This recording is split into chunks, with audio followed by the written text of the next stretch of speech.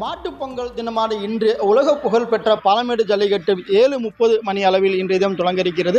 துணை முதல்வர் உதயநிதி ஸ்டாலின் அவர்கள் தொடங்கி வைக்கவுள்ள இந்த ஜல்லிக்கட்டில் தற்போது காளைகள் தயார் நிலையில் இருக்கிறது என்று கூறலாம். கிட்டத்தட்ட 1000 காளைகள், 600 மாடுபடி வீரர்கள் தயார் நிலையில் இருக்கிறார்கள்.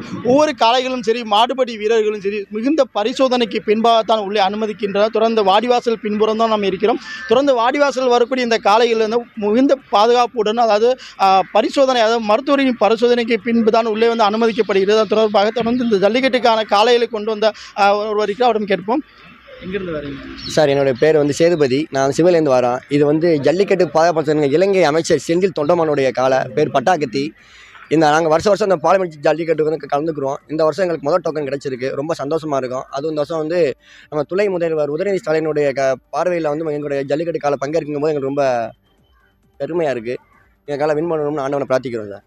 இது வரைக்கும் எத்தனை போட்டியில் கலந்துருக்கு, எத்தனை ப்ரைஸ் மாதிரி வின் பண்ணியிருக்கு? சார், நம்ம காலை பல போட்டியில் எல்லாமே கலந்துருக்கு சார். காரு, பைக்கு, ப்ரைஸ், எல்லா விதமான ப்ரைஸும் வாங்கியிருக்கு சார்.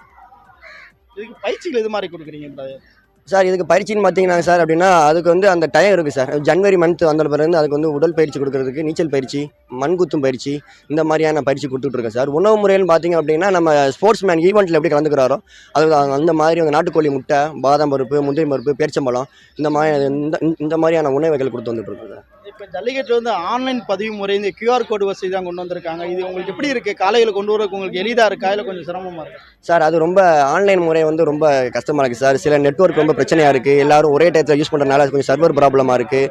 அது வந்து மெயிலில் வந்து சரியான ரீசன்ஸ் வர மாட்டேங்குது, எதுவும் ரிசல்ட் வர மாட்டேங்குது. அதனால் ஆன்லைன் முறையில் வந்து ரொம்ப கஷ்டமாக இருக்குது சார். தொடர்ந்து பல ஜல்லிக்கட்டில் பங்கேற்று பல பரிசுகளை பெற்றுள்ள எங்கள் காளை தொடர்ந்து வந்து இன்றைய தினம் முதல் மாடாக, அதாவது பாலமேடு ஜல்லிக்கட்டில் முதல் மாடாக களமிறங்கி இருக்கிறது. காளை மட்டும் இல்லாமல் மாடுபடி வீரர்களும் அந்த காளையை அடக்கி தங்கள் வீரத்தை வெளிக்காட்டும் விதமாக வாடிவாசல் முன்பாக இறக்கிவிடப்படும். அது ஒவ்வொரு சுற்று வாரியாக, ஒரு சுற்றுக்கு 50 மாடுபடி வீரர்கள் என கிட்டத்தட்ட ஒவ்வொரு சுற்றுகளாக மாடுபடி வீரர்கள் களமிறக்கப்படுவார். அந்த மாடுபடி வீரர்கள் சிறந்த மாடுபடி வீரர் தேர்ந்தெடுக்கப்பட்டு முதல் பரிசை பெறும் மாடுபடி வீரருக்கு காரும், இரண்டாம் பரிசை பெறும் மாடுபடி வீரருக்கு பைக்கும் வழங்கப்பட இருக்கிறது. அதே போல சிறந்த காளைக்கு, அதாவது வாடிவாசல் முன்பாக விளையாடக்கூடிய சிறந்த காளைக்கு டிராக்டர் ஒன்று பரிசாக வழங்கப்பட இருக்கிறது. தொடர்ந்து இந்த போட்டிக்காக எதிர்பார்த்து அனைவரும் காத்திருக்கும் நிலையில் மாவட்ட நிர்வாகத்தின் சார்பாக ஏற்பாடுகள் திறம்பட செய்யப்பட்டிருக்கும்.